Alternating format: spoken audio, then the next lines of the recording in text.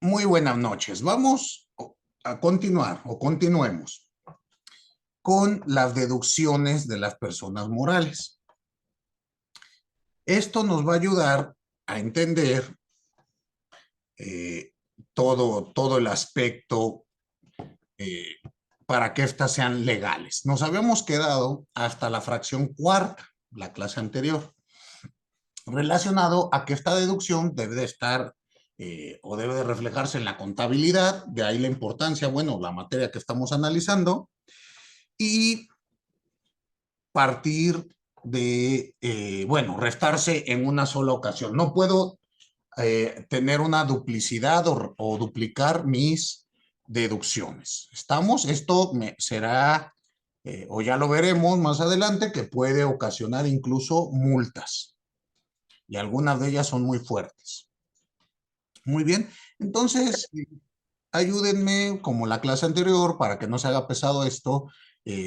Nievad, ¿me ayuda a darle lectura a la fracción quinta? Sí, solo permítame abrirlo. Repito, estamos analizando el artículo 27 de la Ley del Impuesto sobre la Renta.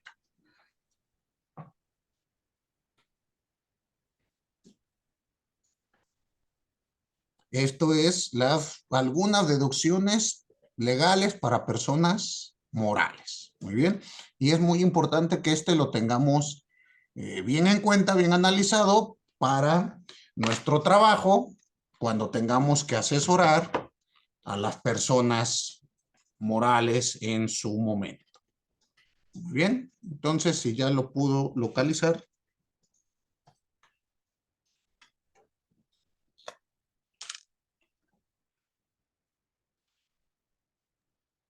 Fracción quinta, por favor. Fracción quinta. Cumplir con las obligaciones establecidas en esta ley y las demás disposiciones fiscales en materia de retención y entero de impuestos a cargo de terceros o que, en su caso, se recabe de estos copia de los documentos en que conste el pago de dichos impuestos. Tratándose de pagos al extranjero, estos solo se podrán deducir siempre que el contribuyente proporcione la información a que esté obligado en los términos del artículo 76 de esta ley. Entonces, aquí tenemos esta hipótesis de pagos al extranjero. Igual podrán realizarse estas deducciones, pero se requiere el comprobante correspondiente. ¿Queda claro? Bueno, me imagino o sé por un hecho que algunas de ustedes, pues trabajan para empresas transnacionales y esto, bueno, pues va a dar. Me mandó un mensaje Daniel, ¿en qué ley están? Y yo, ¿de qué hablan? Y ya están ahí. Ok, Jennifer, gracias por compartirnos tu preocupación. Perdón, maestro, es que no me podía conectar. No se preocupe. Gracias, gracias. Decía yo, perdónenme. Fracción quinta, hablemos de estos pagos que se hacen al extranjero. También los podemos deducir. Muy bien. Entonces, pasemos ahora a la fracción sexta. Esta, para entenderla, bueno, Nayeli, ¿me ayudas a darle lectura a la sexta del 27? Sí. Fracción sexta. Que cuando los pagos cuya deducción se pretenda realizar se hagan a contribuyentes que causen el impuesto al valor agregado, dicho impuesto se traslade en forma expresa y por separado en el comprobante fiscal correspondiente. Asimismo, deberán cumplir con la obligación de retención y entero del impuesto al valor agregado, que en su caso se establezca en la ley de la materia. En Bueno, los casos no, continúe, perdóneme.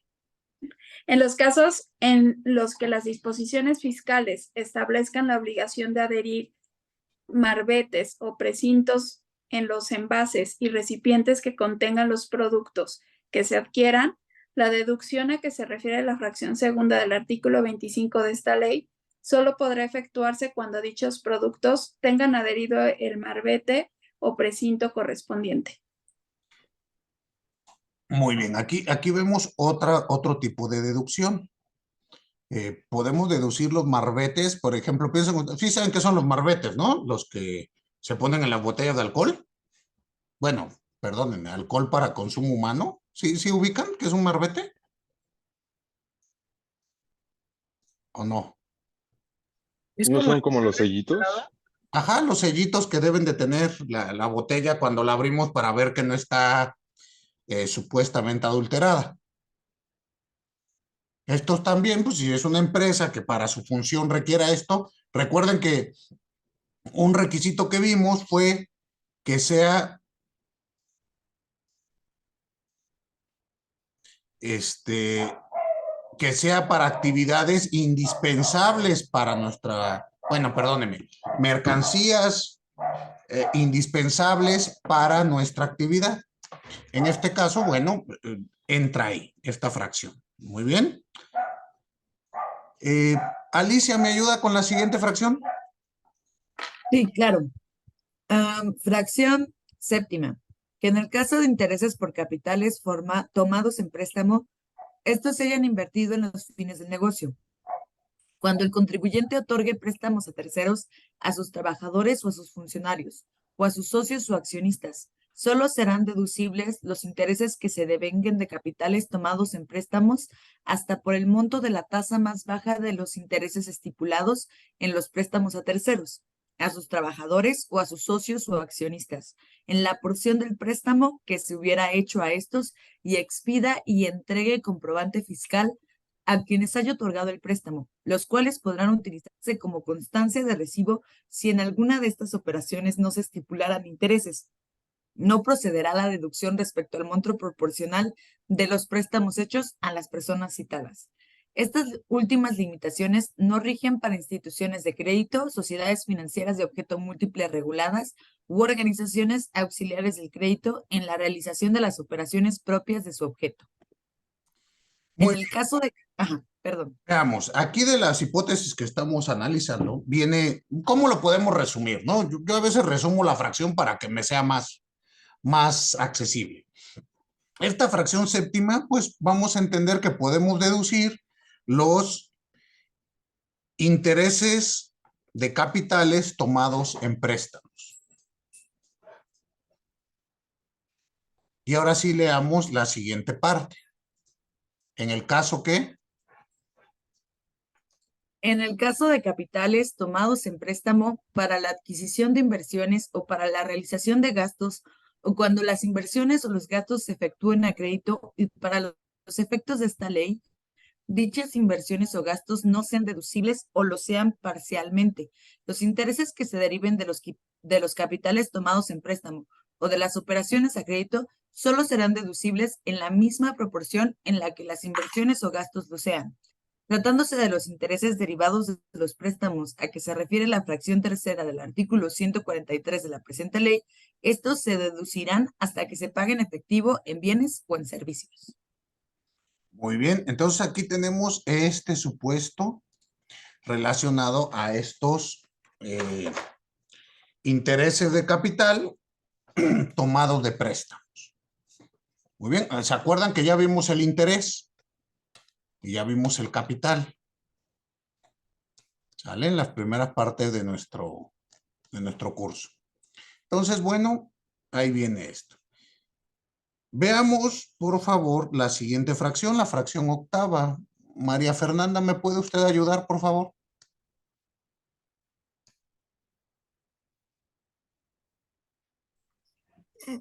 Sí. Fracción octava, que tratándose de pagos que a su vez sean ingresos de los contribuyentes, personas físicas, de los contribuyentes a los que se refiere los artículos 72, 73, 74 y 196 de esta ley, así como de aquellos realizados a los contribuyentes a que hace referencia el último párrafo de la fracción 1 del artículo 17 de esta ley y de los donativos.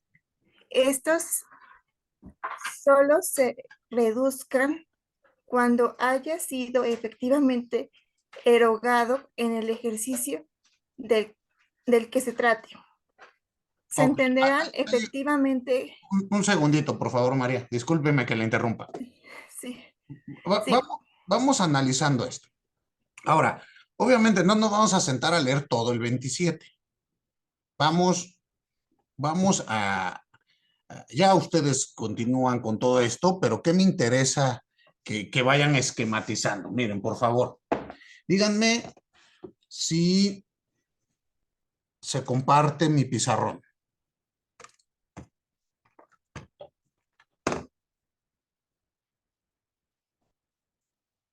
¿Se Sí, comparte? profesor, está en blanco.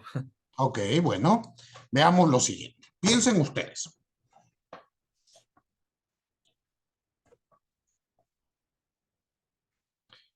Tenemos que la ley establece un apartado de deducciones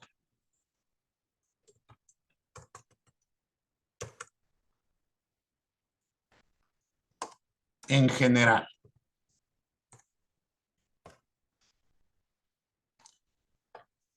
¿Recuerdan ustedes esto? Las deducciones en general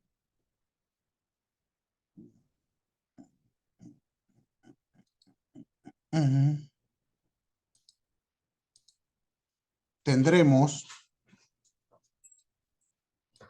que se encuentran reguladas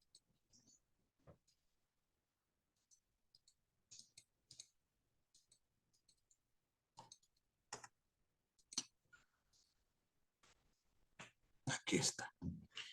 Las vamos a encontrar reguladas en la sección primera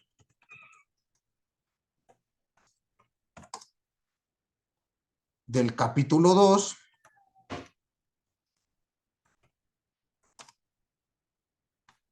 del título segundo de la ley del impuesto sobre la renta. ¿Sale? Vamos resumiendo todo lo que hemos estado viendo. Muy bien. Ahora, de esta misma generalidad encontramos lo siguiente.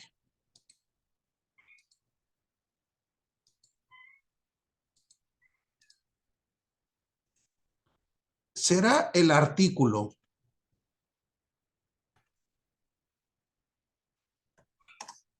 25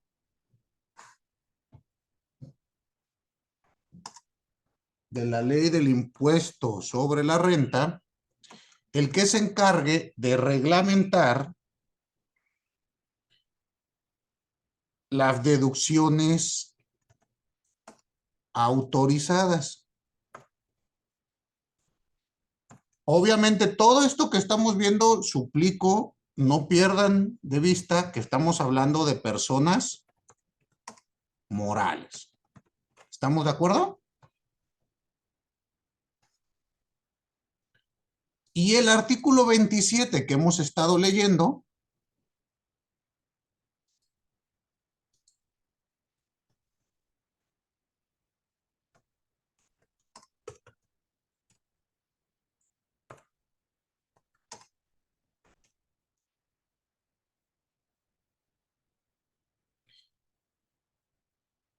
señala los requisitos legales que deben cumplir las deducciones para ser válidas. ¿Estamos? Y así vemos que el 27 ya nos señala porcentajes, nos señala formas,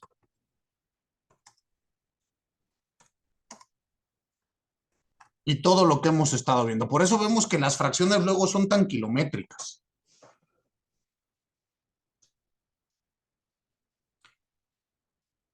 Me dicen ustedes cuándo puedo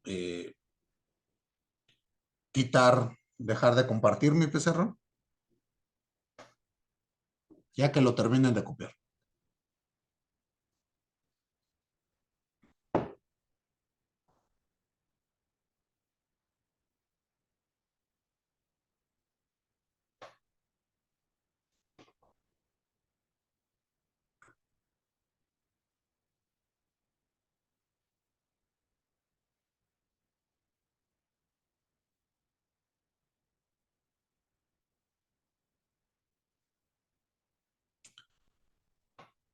¿Listo?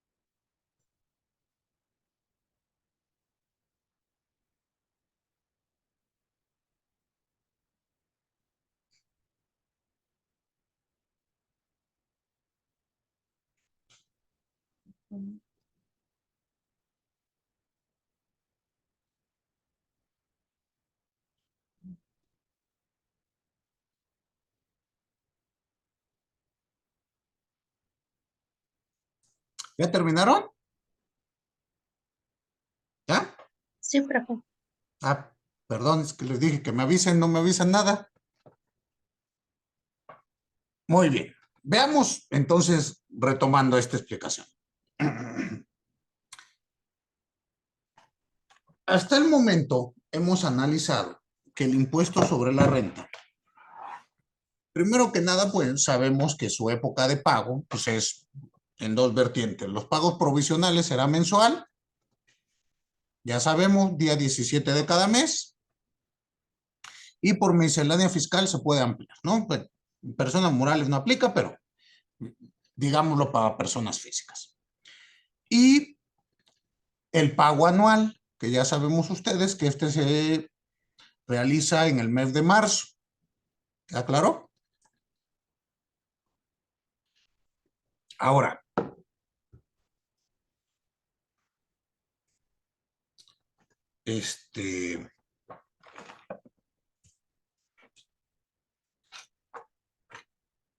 veamos algunos de los elementos deducibles o que se permite la deducción.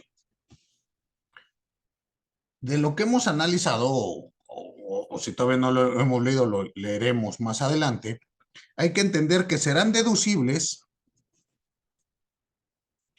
las cuotas a cargo de los patrones al Instituto Nacional, perdónenme, al Instituto Mexicano del Seguro Social, o las cuotas que se realicen a las aportaciones a la seguridad social,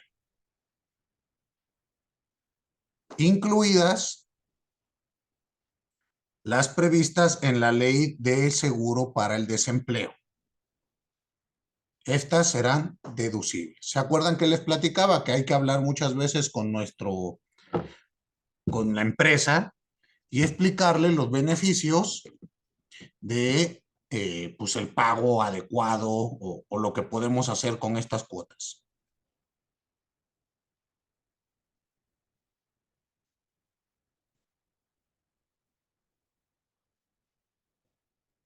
Ahora,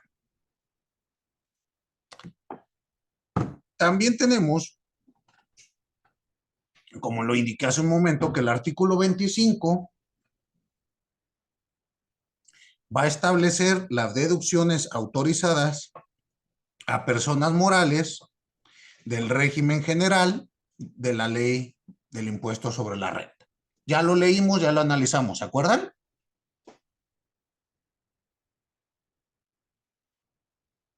También ya mencionamos que será deducible el ajuste por inflación,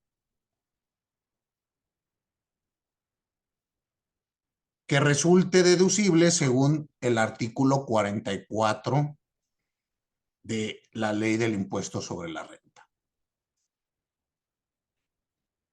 Este no lo hemos leído. Profesor, se está cortando su audio. ¿Se está cortando mi audio? A ver, un segundito, discúlpenme. Como señalé hace un segundo, el ajuste anual por inflación también será deducible.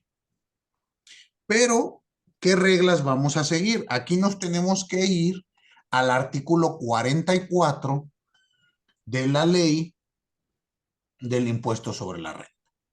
Y vamos a darle una checada antes de continuar.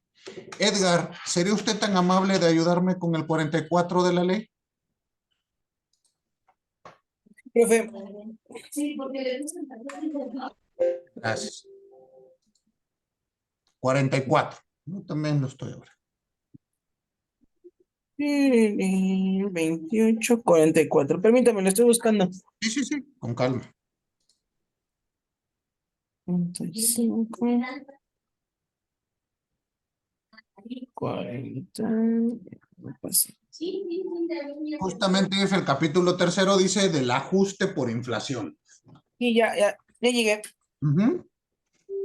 Sí, capítulo 3 del ajuste por inflación. Artículo 44. Las personas morales determinarán al cierre de cada ejercicio el ajuste anual por inflación como sigue. Fracción primera. Determinarán el saldo promedio anual de sus deudas y el saldo promedio anual de sus créditos. El saldo promedio anual de los créditos o deudas será la suma de los saldos al último día de cada uno de los meses del ejercicio, dividida entre el número de meses del ejercicio. No se incluirá en el saldo del último día de cada mes los intereses que se devengan en el mes.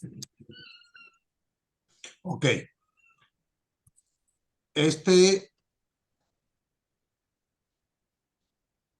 A ver, me leíste nada más la fracción primera, ¿va? Sí. Muy bien.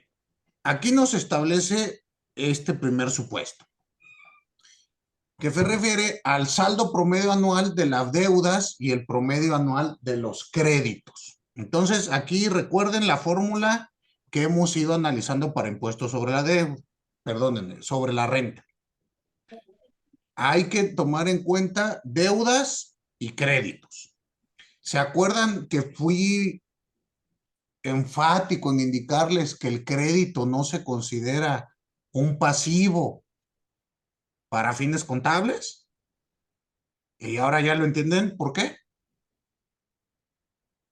Porque si asimilamos deuda a crédito, pues aquí sería un sinsentido, ¿no?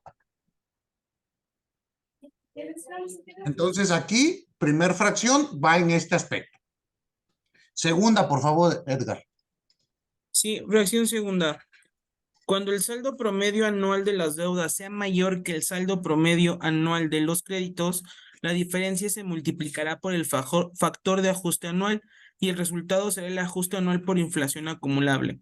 Cuando el saldo promedio anual de los créditos sea mayor que el saldo promedio anual de las deudas, la diferencia se multiplicará por el factor de ajuste anual y el resultado será el ajuste anual por inflación deducible.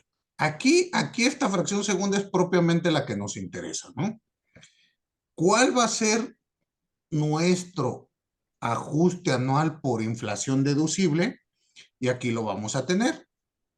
Tenemos que hablar del saldo promedio anual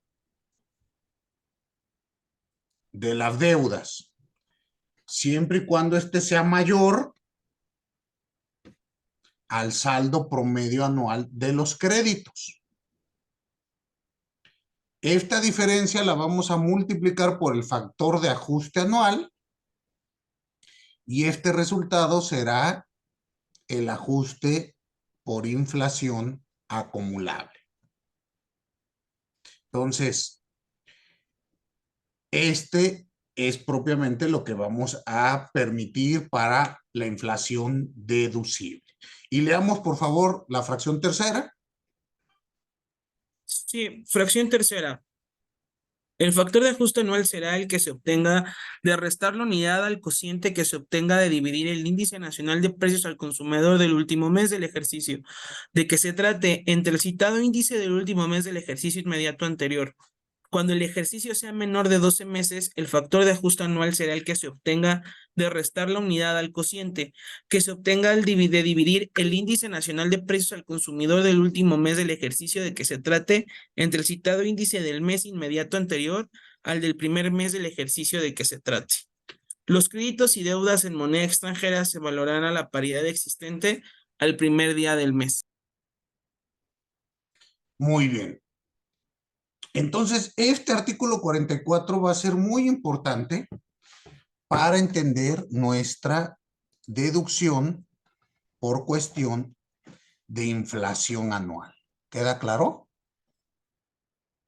también será deducible. Entonces hay que tomarlo bien en cuenta. Siguiendo con esto, veamos otros elementos, pensemos generales de deducción para personas morales. Ya los analizamos. Vamos a ver que serán deducibles el costo de lo vendido. ¿Se acuerdan? Esto siguiendo el artículo 25. ¿Sí? ¿Se acuerdan o no? Costo de lo vendido. Serán deducibles también los anticipos y rendimientos que paguen las sociedades cooperativas de producción y que sean entregados por sociedades y asociaciones civiles a sus miembros. ¿Se acuerdan?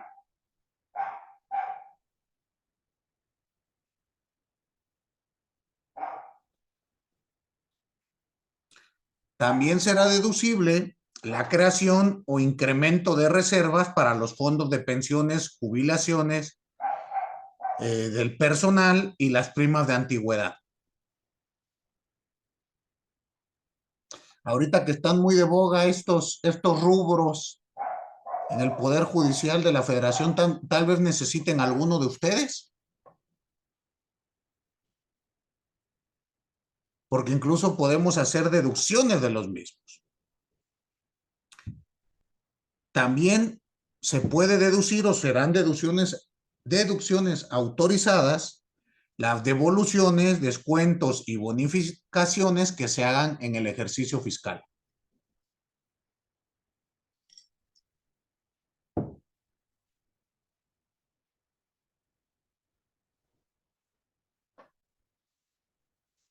De igual modo, son deducibles los intereses, las inversiones,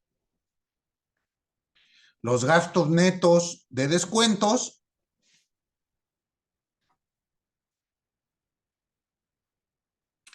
así como los créditos incobrables y las pérdidas por caso fortuito, fuerza mayor, por enajenación de bienes distintos a los que se refiera la fracción segunda del artículo 25 de la ley de la materia.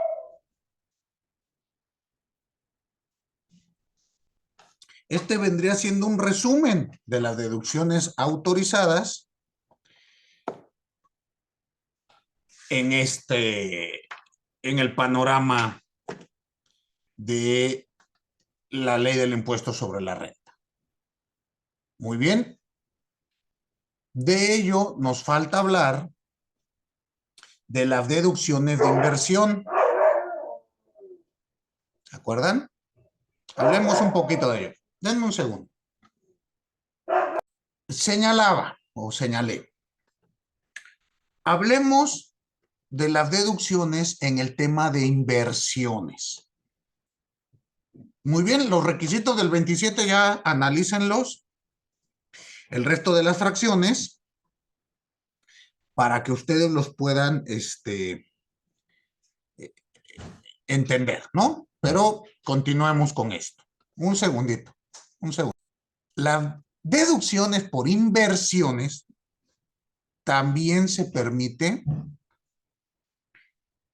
la deducción autorizada para efectos de impuestos sobre la renta. Vamos a analizar un poquito ello.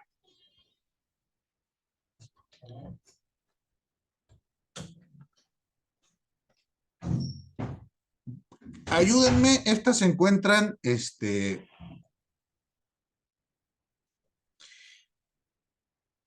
reglamentados del artículo 31 al 38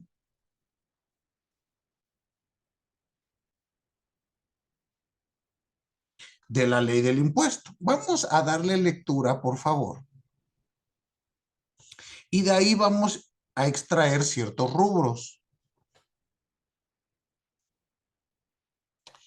Luisa Vázquez, ¿me ayuda por favor a darle lectura al artículo 31? Sí, profe. Sección 2 de las inversiones, artículo 31. Las inversiones únicamente se podrán deducir mediante la aplicación en cada ejercicio de los porcientos máximos autorizados por la ley sobre el monto original de la inversión, con las limitaciones en deducciones que en su caso establezca la ley. Tratándose de ejercicios irregulares, la deducción correspondiente se efectuará en el porciento que represente el número de meses completos del ejercicio en los que el bien haya sido utilizado por el contribuyente, respecto de 12 meses.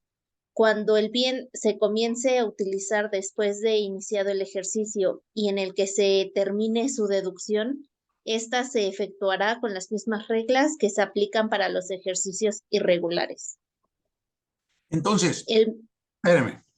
Vamos a entender que la deducción de inversiones la vamos a dividir en dos rubros. Por favor, díganme si se comparte mi pizarrón.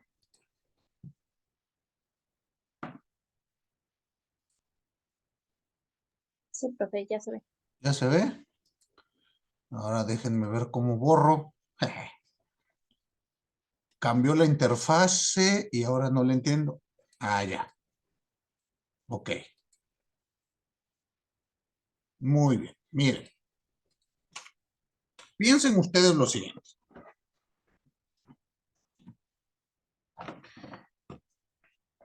Vamos a tener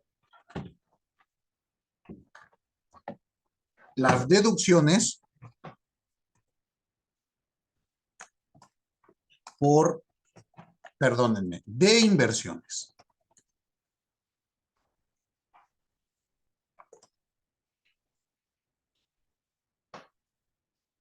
Quedamos que esto está establecido en los artículos 31 al 38 de la ley del impuesto sobre la renta. Ahora veamos lo siguiente. Para efectos didácticos, vamos a dividir en dos grandes apartados esta circunstancia. Primero,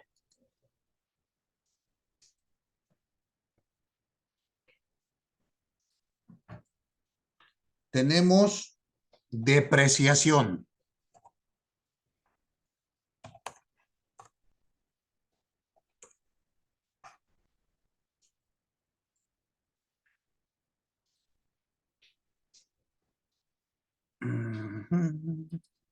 Segundo.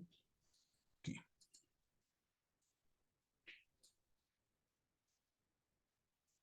Y a su vez la depreciación conduce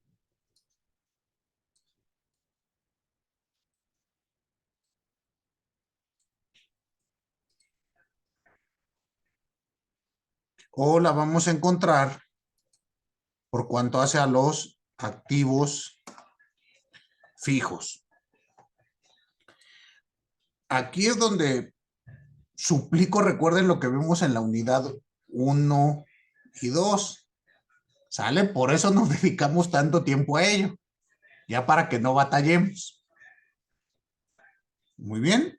Ahora, el otro rubro en el que se va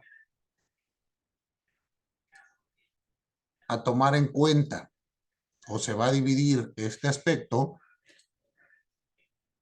son las amortizaciones.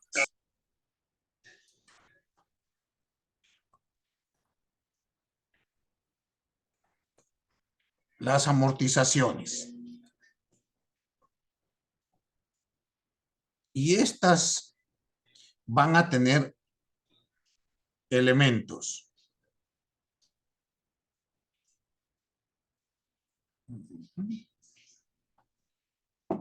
Veamos cuáles son los elementos establecidos en la ley.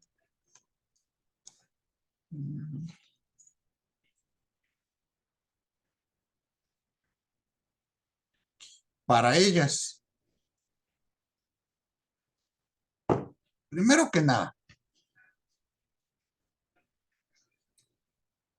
veamos que la amortización va a tomar en cuenta los gastos diferidos.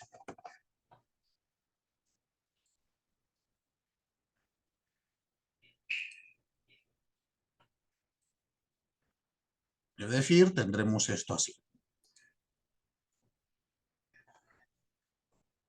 A su vez, también serán parte de las amortizaciones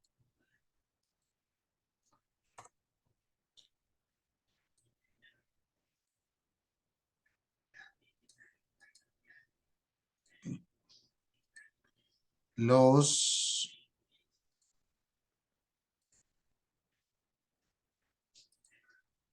cargos diferidos.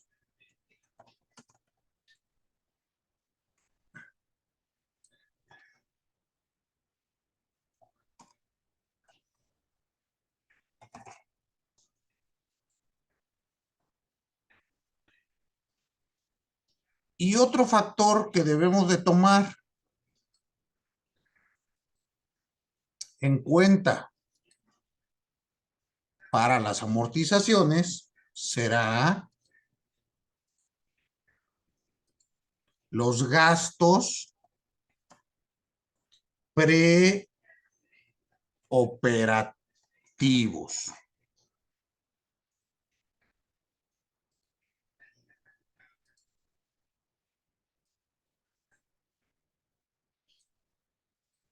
Muy bien.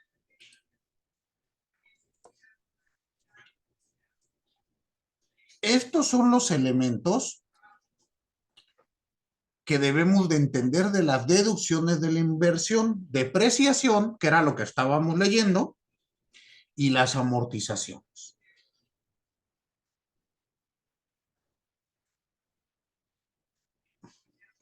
De tal modo que este es el esquema que nos va a representar estos artículos. Pero, díganme ustedes, ¿puedo dejar de compartir pantalla? ¿Sí? Sí, profe. Muy bien. Lo que pasa es que cuando comparto pantalla no les veo la cara, entonces si no me hablan, pues está complicado. Ahora, de esto que estamos analizando, veamos, lo siguiente es importante leer el artículo 32. ¿Por qué? Porque nos va a indicar el artículo 32 qué vamos a considerar para efectos de la ley del impuesto sobre la renta, inversiones sobre activos fijos, gastos y cargos diferidos y las erogaciones realizadas en periodos preoperativos. Entonces, Miriam, ¿me puede usted ayudar con este artículo 32? Sí, profesor. Dice, artículo 32. Para los efectos de esta ley se consideran inversiones los activos fijos, los gastos y cargos diferidos y las erogaciones realizadas en periodos preoperativos, de conformidad con los siguientes conceptos. A eso. Aquí, Aquí, por favorcito, saquen su plumón verde perico, su marcatextos, si lo van a hacer digital.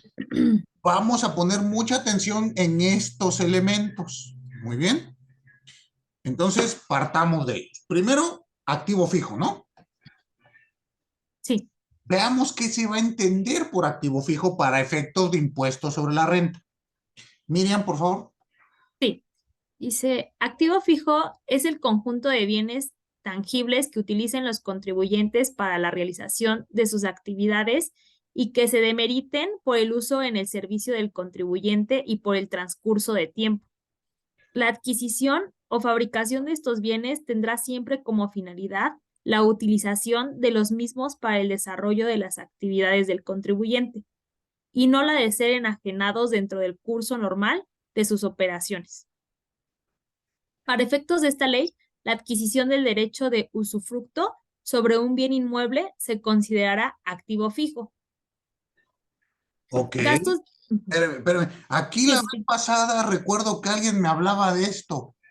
¿Quién fue? De una nuda propiedad y de un usufructo. ¿No se acuerdan? ¿O no fue con ustedes? Mm, Que decían que con eso pagaban menos contribuciones. ¿O no fue aquí? Bueno, Sí fue aquí, fue el compañero que trabaja, me parece que en un banco, pero no me acuerdo de su nombre ahorita. Sí nos comentó esa parte. bueno. Aquí ya apareció esta figura del usufructo. ¿Y se dan cuenta que se va a considerar un qué? Para fines contables, Activo fijo. un, un ac- activo fijo. un activo fijo. Ya después hablaremos de eso, ¿no? Pero eh, ya veremos en su momento. Ahí obviamente el ejemplo era para personas físicas, pero hay que tomar en cuenta, no varía mucho esta circunstancia para efectos de impuestos sobre la renta. Entonces,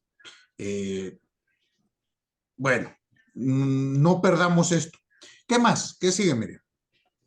Gastos diferidos son los activos intangibles representados por bienes o derechos que permitan reducir costos de operación, mejorar la calidad o aceptación de un producto, usar, disfrutar o explotar un bien por un periodo limitado, inferior a la duración de la actividad de la persona moral. También se consideran gastos diferidos los activos intangibles que permitan la explotación de bienes del dominio público o la prestación de un servicio público concesionado. Diferidos son aquellos que reúnan los requisitos señalados en el párrafo anterior, excepto los relativos a la explotación de bienes del dominio público o a la prestación de un servicio público concesionado, pero cuyo beneficio sea por un periodo ilimitado que dependerá de la duración de la actividad de la persona moral. Erogaciones realizadas en periodos preoperativos son aquellas que tienen por objeto la investigación y el desarrollo, relacionados con el diseño, elaboración, mejoramiento, empaque o distribución de un producto, así como con la prestación de un servicio, siempre que las erogaciones se efectúen antes de que el contribuyente enajene sus productos o preste sus servicios en forma constante. Tratándose de industrias extractivas, estas erogaciones son las relacionadas con la explotación para la localización y cuantificación de nuevos yacimientos susceptibles de explotarse. No se considerarán erogaciones en periodo preoperativo las correspondientes a activos intangibles que permitan la explotación o explotación de bienes del dominio público, las cuales tendrán el tratamiento de gasto diferido. Ok, entonces aquí podemos analizar estos elementos. Nos va a hablar del activo fijo, gastos diferidos, cargos diferidos y erogaciones en periodos preoperativos. Todas estas las vamos a poder amortizar para efectos de deducciones por inversión. ¿Queda claro? Entonces, todo esto tiene que ver con el impacto para el pago de nuestro impuesto sobre la renta en personas morales. Repito, estamos hablando de personas morales. Y ahora bien, ya para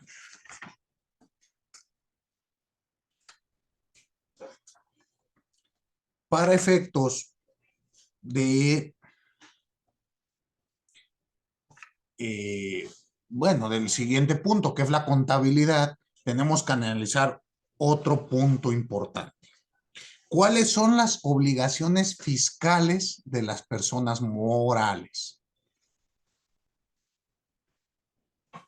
¿Cuáles van a ser? Estas las vamos a encontrar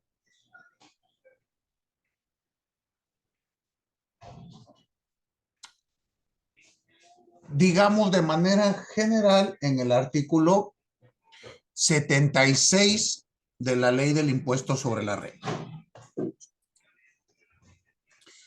Y además de esas 76 vamos a encontrarlas en distintos, bueno, en algunos artículos más, pero vayamos ahora al artículo 76. Este, reitero, nos da las obligaciones legales de personas morales respecto del impuesto sobre la renta. Entonces, vamos a ir leyendo poco a poquito cuáles son estas obligaciones. Es importante que lo analicemos. Daniel, ¿me ayudas con el artículo 76, fracción primera? Sí, maestro, 76, fracción primera, ¿verdad? Ajá, por favor. Sí. Llevar la contabilidad de conformidad con el Código Fiscal de la Federación, su reglamento y el reglamento de esta ley, y efectuar los registros en la misma. Entonces, primero, llevar una contabilidad de conformidad con el Código Fiscal de la Federación, la Ley del Impuesto sobre la Renta y el respectivo reglamento de cada uno de ellos. Y obviamente la miscelánea fiscal. Esta, pues, nos parece una verdad de perogrullo. ¿Estamos de acuerdo? Pero ya saben ustedes que el incumplimiento de esta obligación traerá muchas multas, muchas consecuencias. Entonces, mucho cuidado con ello. Aranza, ¿me ayuda con la fracción segunda? Claro que sí.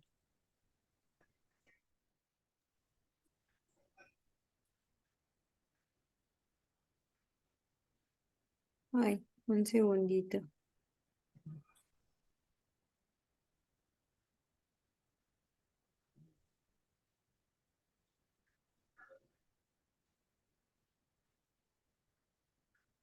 Las inversiones en automóviles solo serán deducibles hasta por un monto de 175,000.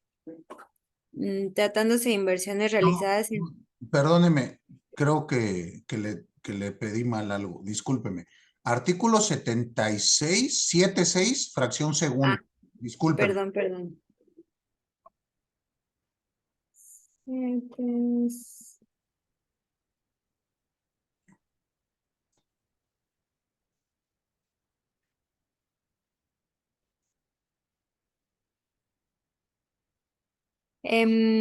Expedir los comprobantes fiscales por las actividades que realicen. Exactamente.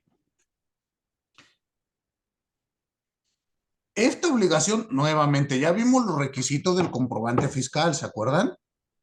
Ya vimos que es obligación expedirlos. Bueno, pues el artículo 76 claramente dice, bueno, perdóneme, ya vimos qué requisitos legales debe contener el comprobante fiscal. Ya vimos cuándo hay que expedirlo. Aquí, ¿qué nos dice el 76? Pues que tenemos que expedirlo en todas las operaciones que realicemos. Si no, podemos incurrir en infracciones o incluso en delitos penales. En delitos, discúlpenme, no delitos penales, en delitos en materia fiscal. ¿Queda claro? Muy bien. Priscila, ¿me ayuda usted con la siguiente fracción?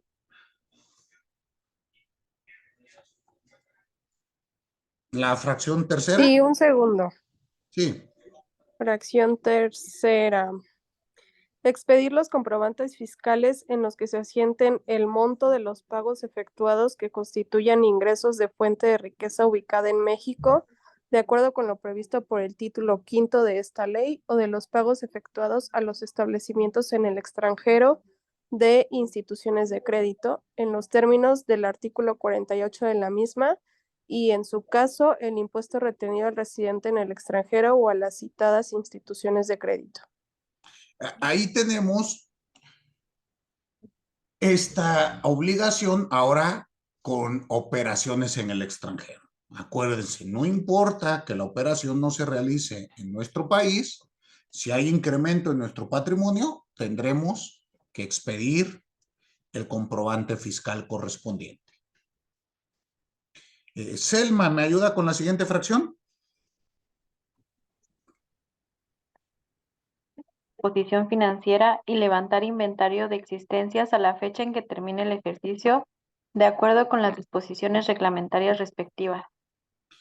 Muy bien. La siguiente es formular el estado de posición financiera, así como hacer un inventario de la existencia de la mercancía a la fecha que termine el ejercicio, y esto de conformidad con las normas reglamentarias. Entonces va a ser indispensable los estados financieros y levantar inventarios. Recuerden que esto es importantísimo cuando les caiga una facultad de comprobación. Yo siempre recomiendo a las empresas hacer una auditoría interna, verificando cabalmente cada uno de estos elementos para evitar o prevenir el día de mañana que nos caigan estas facultades de comprobación, tengamos todo en orden. ¿Estamos claros? El tema de inventarios es importantísimo, así como los estados financieros. Entonces, bueno, ustedes como abogados, abogadas, deberán de tener en cuenta este aspecto para su empresa. Si no se está haciendo, pues hay que pedir que se haga. ¿Queda claro? Muy bien. Selma. Alejandra, ¿me ayuda con la siguiente fracción? Sí, fracción quinta. Presentar declaración en la que se determine el resultado fiscal del ejercicio o la utilidad gravable del mismo y el monto del impuesto correspondiente ante las oficinas autorizadas dentro de los 3 meses siguientes a la fecha en que termine dicho ejercicio. En dicha declaración también se determinarán la utilidad fiscal y el monto que corresponda a la participación de los trabajadores en las utilidades de la empresa. Entonces, aquí hablamos de la obligación de presentar nuestra declaración anual en el periodo legal para ello. Y nos especifica, en esta declaración hay que establecer las famosas participación para los trabajadores. Muy bien. Bueno, participación de utilidad para los trabajadores. Entonces, esta obligación, pues ustedes saben que es sine qua non. Jennifer, ¿me ayuda, por favor, con la siguiente fracción?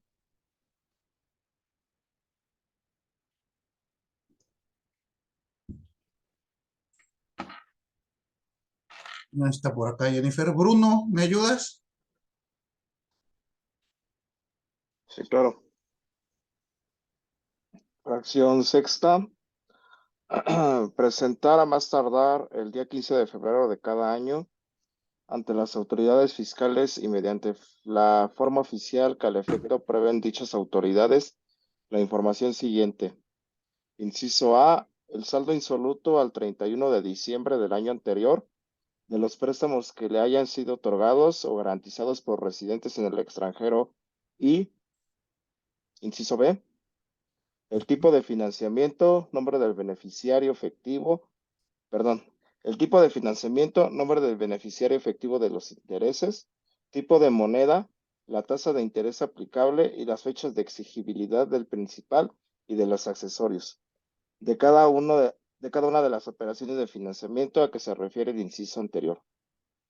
Dense cuenta que aquí estamos hablando otra vez de cuestiones de residentes en el extranjero. Y se dan cuenta que aquí la obligación es en un periodo distinto, 15 de febrero de cada ejercicio fiscal. Entonces, otra fecha que debemos de tomar bien en cuenta. Y tenemos que dar esta información. Gracias, Bruno. Ángel, ¿me ayudas con la siguiente fracción?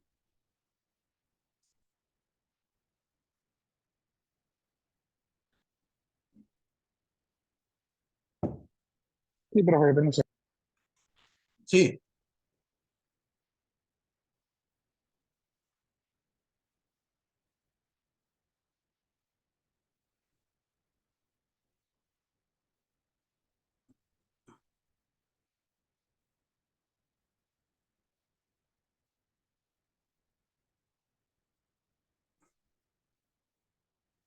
La siguiente, bueno, no sé. A ver, perdóname. Ajá. Te escucho, te escucho. Sí, es la fracción 3, ¿no? No, ya llevamos en la fracción 6. 7, perdóname. Dame un segundo porque se me bloquea un dispositivo. Un segundo. Bueno, en lo que la localiza la leo yo. Ya. ¿Ya? Sí, no, es que la tengo aquí, ajá. No. Presentar, Sí. sí, Esa fracción mera. 6. Sí. 7. Presentar a más tardar 7. a las 7. 7, por favor. Sí, por eso, ok. Presentar las declaraciones a que se refiere este artículo a través de medios electrónicos en la dirección de correo electrónico que al efecto señale el Servicio de Administración Tributaria mediante disposiciones de carácter general. Ahí tenemos esta cuestión. Perdón, profe, es que estoy en mi celular y es medio difícil. No te preocupes, gracias, todo lo contrario, gracias. ¿Qué tenemos aquí? La obligación de presentar declaraciones en forma electrónica cuando así sea requerido. Ya vimos también en qué casos no están obligados a hacer este uso de medios electrónicos. ¿Recuerdan? Vimos algunas empresas que no tienen esta obligación. ¿Alguien me puede referir cuáles son? No, ya no se acuerda. Bueno, una es la del régimen fiscal de agapes, de actividades agrícolas. Exacto. Todo eso. Esa es una, ¿qué otra? Sí, justamente es cuando se encuentren en zonas regionales donde no puedan tener como acceso a las tecnologías de la información y no puedan emitir o puedan generar timbres o CFDIs electrónicos. Exactamente, que son, vimos, agrícolas, pecuarias, pesqueras, de transformación de materia prima, foresta y creo que son esas. ¿Se acuerdan? Sí. Perfectísimo. Diana, ¿me ayuda usted con la siguiente fracción? Sí, profesor. Es fracción octava, llevar un registro de las operaciones que efectúen con títulos valor emitidos en serie. Entonces esta, pues igual, el registro de todas estas cuestiones referente a los títulos valor. Después, la siguiente fracción, Janely, ¿me podrá usted ayudar?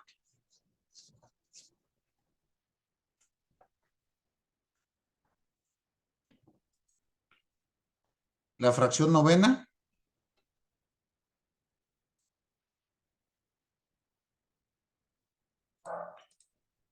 Ok. La fracción novena la podemos resumir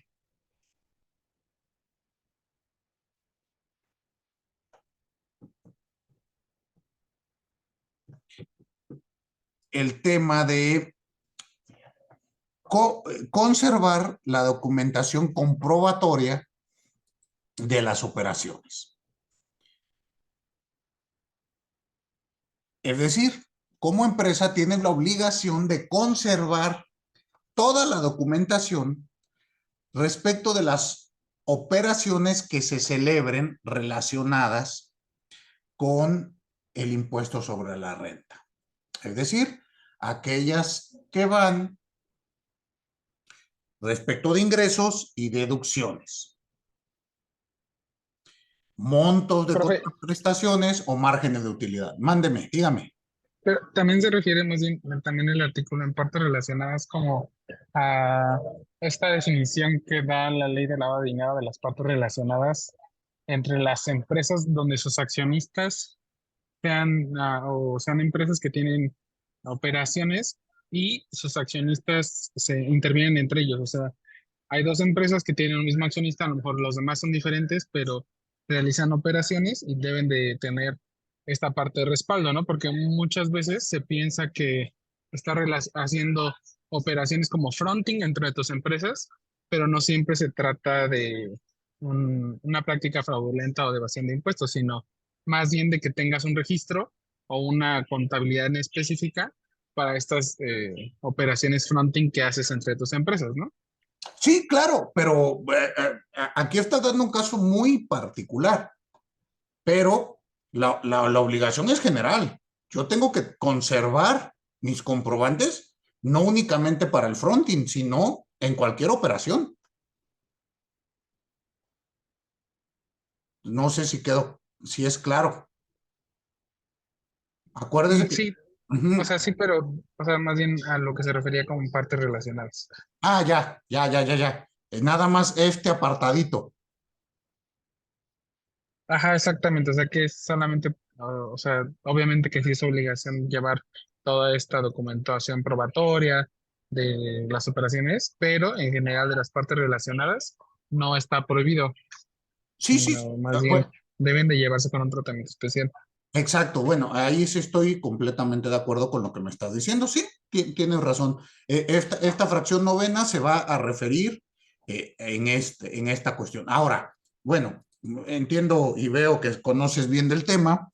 Ya nada más para preguntarte, ¿hasta por cuánto tiempo deberé de conservar esa documentación? De acuerdo con la ley. ¿Cuál es mi obligación legal? Mi obligación legal es conservarla hasta 5 años porque son inspecciones que puede realizar la autoridad hasta 5 años atrás, pero siempre se aconseja en operaciones fronting conservarla hasta 10 porque tú no sabes cómo se pueda ampliar el término justamente por las facultades de comprobación entre unas y otras. Y más o menos sí sé porque en el grupo corporativo en donde estoy hacemos muchas operaciones fronting, que no necesariamente son de evasión de impuestos, pero sí, más bien ahí echamos mucha mano de contabilidad porque pues es mucha talacha, ¿no? O sea, que tengamos el respaldo de toda la documentación de las operaciones que hacemos. Por ejemplo, tenemos una empresa que solamente compra los inmuebles y después lo arrenda a las otras, pero no es por temas de que yo tenga una doble ganancia, sino es por temas de evitar impuestos traslativos de dominio y etcétera. Pero en general, tratamos de como hacer match con los documentos legales y la contabilidad, porque a veces o muchas veces se ignora y si llegan la autoridad a inspeccionarnos, sobre todo cuando hacemos las solicitudes de devolución del IVA o las devoluciones de las deducciones.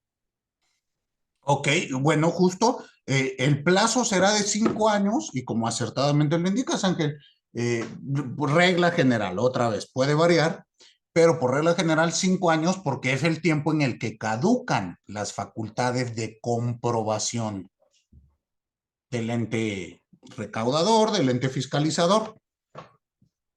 Y bueno, como señalas tú, hay ocasiones que recomienda conservarlas más en este tipo de operaciones ante terceros o fronting, como le llamas, porque no sabemos cuándo empieza a correr para el tercero, ¿no? A lo mejor puedes saber conmigo, pero no sé con ese tercero, entonces conservar un poquito más. Me parece muy bien así como lo planteas. Entonces, Gracias. dígame. No, o sea, eso mismo. O sea, sí, solo es una sugerencia. Ajá, sí, no, en ningún lado dice la ley o ningún, no estoy obligado a más, pero es para evitarnos dolores de cabeza futuros. ¿Estamos? Sí, exacto. Entonces, bueno. Apenas justamente en una de esas empresas, sin nosotros querer o sin deberla ni temerla, hicimos una reparación en general, o sea, un tercero de albañilería, literal, que renovó las oficinas, y a esa empresa la declararon EFO. Entonces, va para atrás toda nuestra contabilidad y todo el impacto de nuestras deducciones de ese año. Y ahorita estamos atorados tratando de hacer el cálculo otra vez porque pues debemos recargos por esa misma EFO. Ok. Bueno, fíjese, es que el tema es hasta dónde llega, ¿no? Y sí, como dices, a veces nos atora el SAT acuérdense que el plazo de la caducidad se puede interrumpir. No, perdónenme, se puede suspender por diversos motivos. Se suspende. La prescripción es la que se interrumpe. La caducidad se suspende. Y entonces puede llegar a ampliarse este plazo bastante.